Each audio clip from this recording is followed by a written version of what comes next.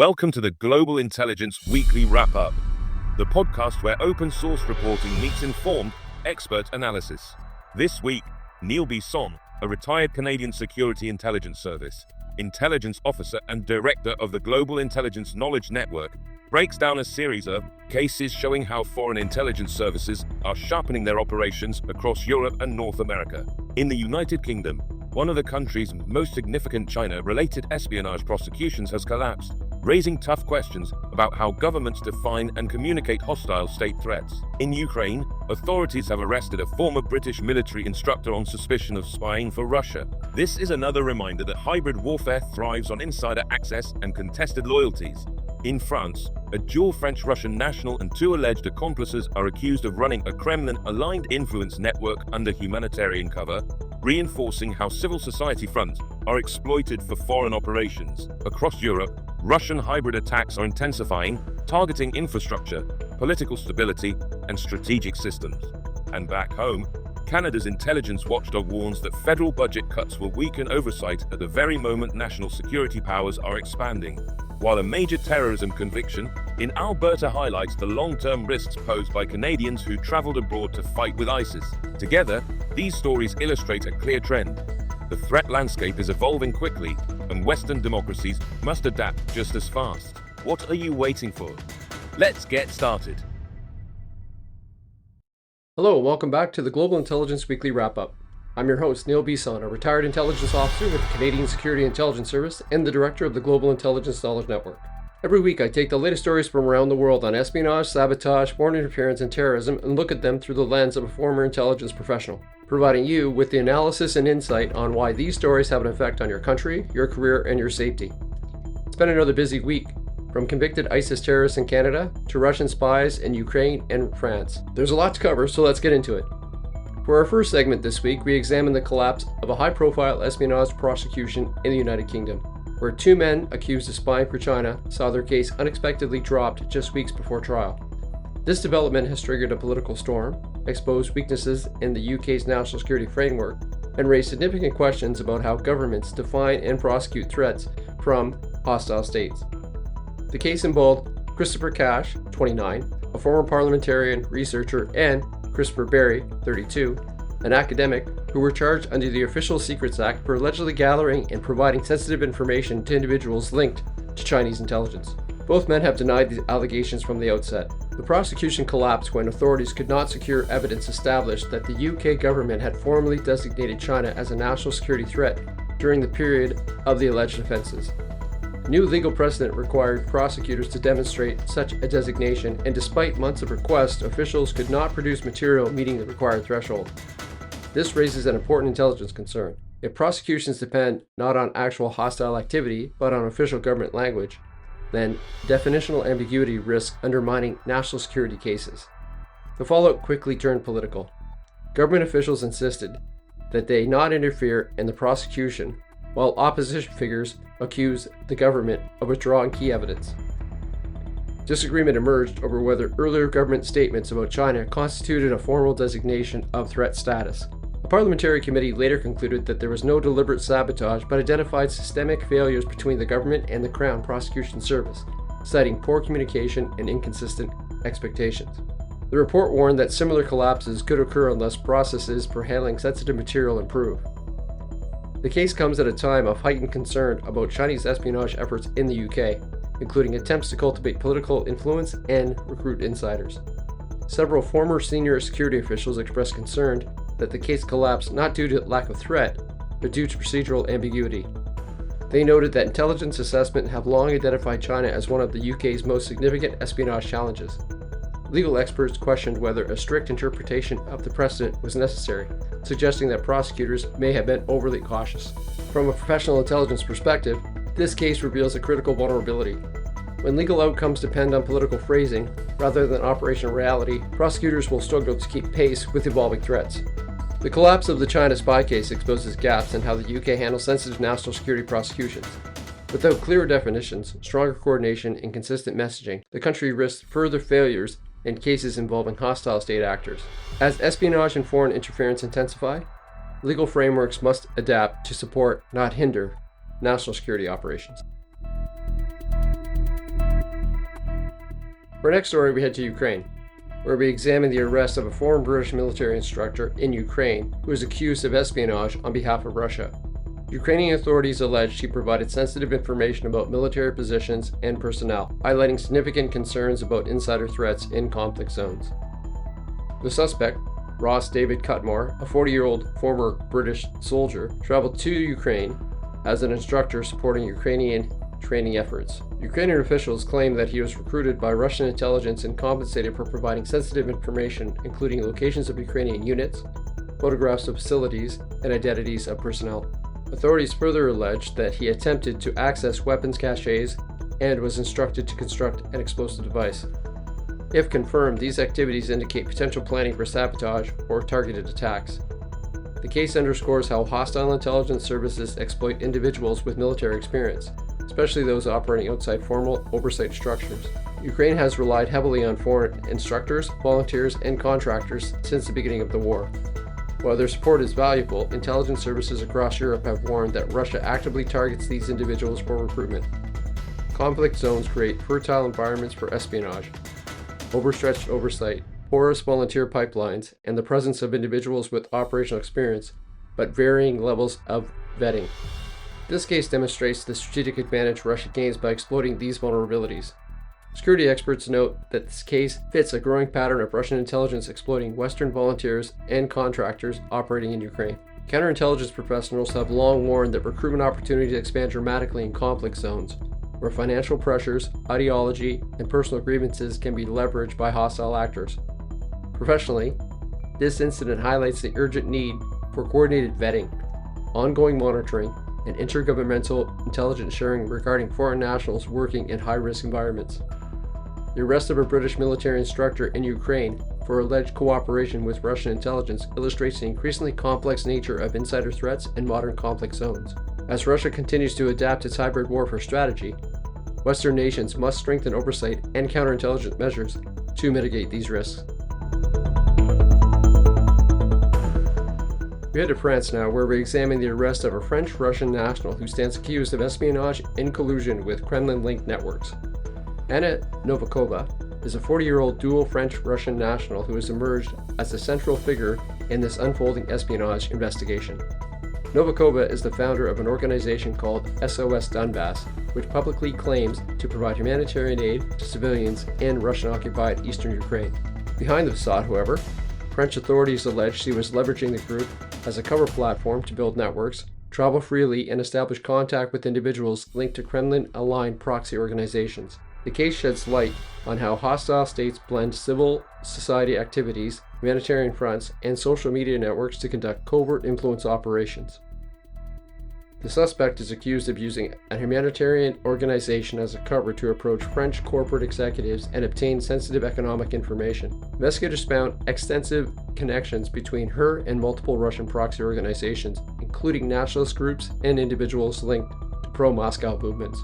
Authorities report that she made repeated trips to Russia and occupied regions of Ukraine and maintained relationships with figures known to work with Russian influence networks. Two alleged co-conspirators, Vyacheslav P., 40, and Vincent Perfetti, 63, were also detained. All face charges related to espionage and acting on behalf of a foreign state. Across Europe, intelligence services have seen an increase in hybrid warfare tactics involving non-government organizations or NGOs, cultural organizations, and diaspora groups being exploited for covert influence or intelligence gathering activities. These networks provide plausible deniability for hostile states and can operate without attracting scrutiny typically directed at diplomatic channels. In France, this case follows several years of heightened concern about Russian influence operations targeting political institutions, economic infrastructure, and civil society. Intelligence analysts note that the blending of activism, humanitarian work, and covert influence is now a hallmark of Russian hybrid strategy in Europe. Former counterintelligence officials emphasize that such networks are difficult to detect and disrupt because they operate in the gray space between legitimate civic activity and covert operations. Professionally, this case reinforces a trend. Modern espionage increasingly relies on plausibly deniable proxies who operate outside the formal intelligence channels but serve strategic state objectives. The arrest of a French-Russian national tied to Kremlin-linked networks highlights the evolving nature of espionage in Europe. As hostile states integrate social, economic, and civil society spheres into their intelligence operations, Western governments must expand their counterintelligence focus beyond traditional targets. For our next segment, we explore the growing wave of hybrid warfare incidents across Europe attributed to Russia.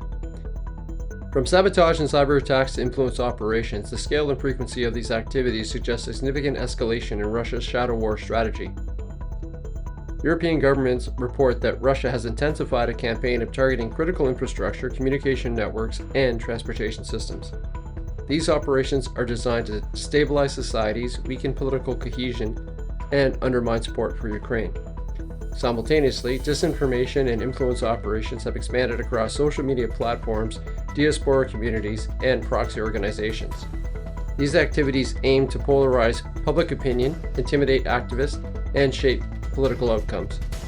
Intelligence officials warn that the variety and coordination of recent incidents indicate a shift towards sustained, multi-domain gray zone tactics rather than isolated operations. Since the start of the war in Ukraine, Russia has increasingly relied on asymmetric tactics as a way to impose costs on European states without triggering direct military confrontation. Undersea cables, energy grids, and transportation corridors have all recently been targeted. These gray zone tactics exploit gaps in infrastructure, resilience, and regulatory oversight, particularly in sectors where public and private responsibilities overlap. The strategy appears aimed at stretching European security resources and testing alliance cohesion. Experts in European security describe the current situation as a turning point. Former intelligence officials warn that Russia's hybrid operations now function as its warfighting doctrine, with clear strategic objectives. Professional analysis indicates that Western security frameworks, built around traditional kinetic threats, must adapt quickly to meet the demands of multi-domain, persistent hybrid aggression. Europe faces a growing challenge as Russia intensifies its hybrid warfare campaign. Strengthening infrastructure, resilience, enhancing intelligence sharing, and updating national security frameworks will be critical to countering these threats. For this next segment, we return to Canada and look at concerns raised by Canada's National Security and Intelligence Review Agency, or NSIRA, after federal budget cuts threatens its capacity to oversee intelligence activities. The timing of these reductions comes as national security powers expand, prompting warnings about the risk to oversight gaps. NSIRA has been directed to propose reductions amounting to 15% of its budget over the next 3 years. With a relatively small budget compared to major security agencies, these cuts could significantly limit the oversight body's ability to conduct reviews, investigate complaints, and ensure accountability. The agency warns that it may have to scale back or delay oversight of operations involving CSIS, the RCMP, and other intelligence-related activities. The situation is particularly concerning as new legislation expands national security powers, meaning oversight is shrinking precisely when it should be expanding. Canada created its modern oversight framework after past controversies involving intelligence operations. NSIRA, along with NSICOP and the Office of Intelligence Commissioner, is designed to ensure transparency and compliance with the law. Historically, reductions in oversight capabilities have led to public distrust, legal challenges, and political fallout. Experts in intelligence governance warn that reducing oversight during a time of fight and threat is counterproductive. They argue that robust review mechanisms protect both national security and civil liberties by ensuring agencies operate lawfully and effectively. From a professional standpoint, oversight does not need to be viewed as a hindrance. In reality, it can help ensure that Canadian intelligence community is acting ethically, retaining credibility and confidence from the legal system and the Canadian public. Diminishing the budgets and thus the capabilities of the oversight bodies like NSIRA potentially increase risks to the public, risks to intelligence professionals, and risks to Canada's democratic institutions. The proposed cuts to NSIRA poses a significant overreach risk to Canada's intelligence oversight system in general. The proposed cuts to NSIRA poses a significant overreaching risk to Canada's intelligence oversight system in general. At a time when national security threats are increasing, maintaining a strong and independent review mechanism is essential to protect Canada's democratic values and the public's trust. We stay in Canada for our next segment, where we examine the conviction of Calgary resident Jamal Borhot, a 35-year-old man who traveled to Syria in 2013 to join ISIS, and the earlier conviction of his cousin Hussein Borhot, 36, who traveled with him. These two cases highlight the enduring risk posed by Canadian foreign fighters who participated in terrorist activity abroad and later returned home. They also reveal the challenges Canada faces in prosecuting, monitoring, and managing individuals who engage with extremist groups overseas. The court found that Jamal Borhot knowingly joined ISIS after entering Syria illegally through Turkey. Evidence showed that he adapted to the group's ideology, engaged with its armed wing, and supported its operations. A judge ruled that he was, quote, prepared to kill for his beliefs, unquote, and that he accepted and used weapons in line with ISIS objectives. Hussein, who accompanied him during the 2013 trip, was convicted earlier and sentenced to a lengthy prison term. Together, the cases represent two of the rare full convictions of ISIS returnees in Canada. Despite the severity of the allegations, Borhot remained on bail for years after being charged in 2020. His ability to remain in the community pending trial illustrates the difficulties and delays inherent in foreign fighter prosecutions, where evidence is spread across conflict zones, encrypted communications, and transnational networks. The convictions reinforce that Canada's courts are willing to hold foreign fighters accountable, but they also expose the practical limits of Canada's counterterrorism framework, including how long dangerous individuals may remain unsupervised while awaiting trial. During the peak of ISIS's influence, dozens of Canadians traveled abroad to join the group. Some were killed overseas, others remained abroad, and many quietly returned home without immediate charges. Prosecuting terrorist returnees is exceptionally difficult.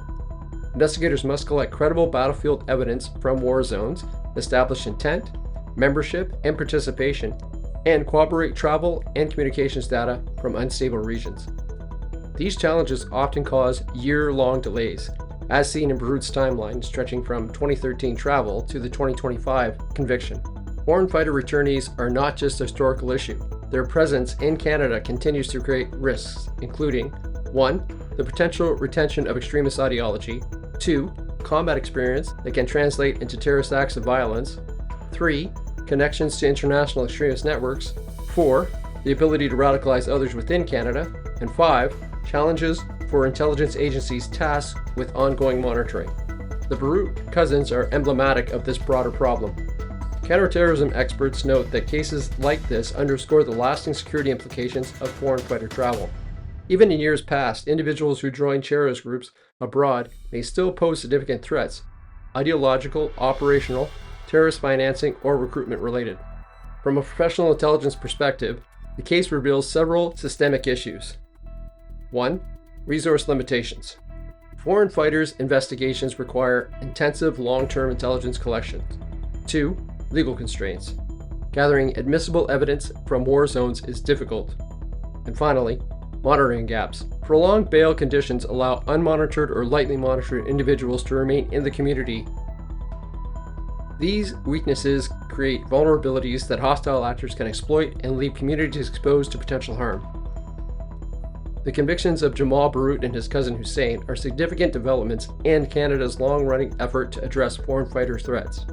They serve as a reminder that Canadians who travel abroad to join ISIS remain a current and ongoing national security concern. These cases underscore the need for Canada to strengthen its investigative capacity, refine its legal tools, and ensure that individuals who engage in terrorism overseas are effectively monitored and rightfully prosecuted.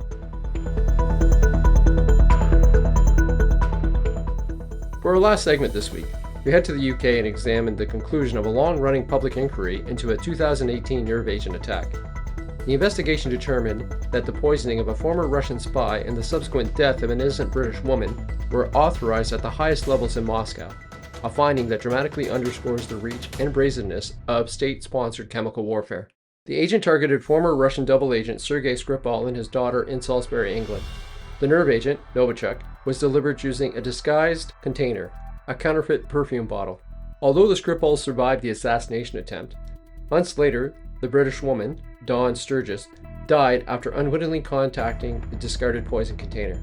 The recent inquiry, chaired by a former top British judge, concluded there is overwhelming evidence that the operation was carried out by operatives from the Russian Military Intelligence Agency, or the GRU, under direct orders from Russian President Vladimir Putin. The report found the use and disposal of the nerve agent in public space was astonishingly reckless, illustrating a willingness to sacrifice innocent lives to achieve strategic objectives. As a result, the UK government has imposed new sanctions on the GRU and publicly summoned the Russian ambassador, calling the attack part of a continuing campaign of hostile action.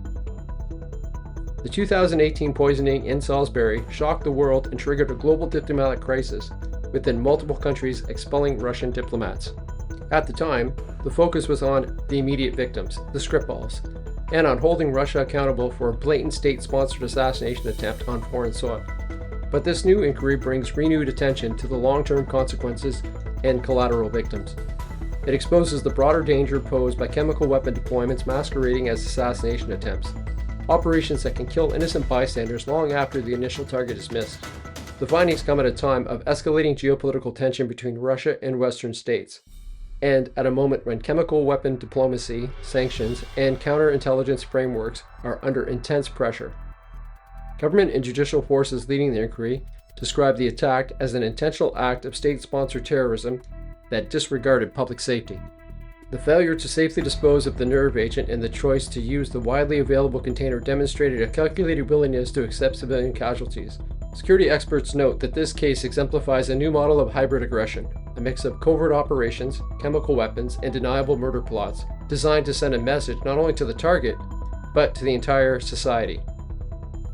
From an intelligence community perspective, the verdict confirms what many analysts have long suspected. The chemical agent operations are deliberate. State-level tools employed to project power, disrupt adversary societies, and sow uncertainty. The UK's inquiry into the 2019 Novichok poisoning has delivered a stark verdict. When states deploy chemical weapons on Allied soil, shielded by plausible deniability and diplomatic conflict, innocent lives are collateral damage, and the moral as well as the political responsibility lies squarely at the top.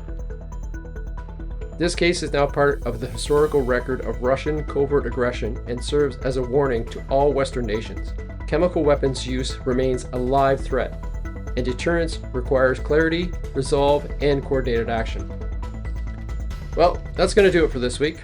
As always, the links to all the stories discussed are available in the transcript. I want to remind my audience that I am teaching a new online course at the University of Ottawa on proxy and sabotage operations and modern intelligence. This course is part of the National Security and Intelligence Certificate for the Professional Development Institute.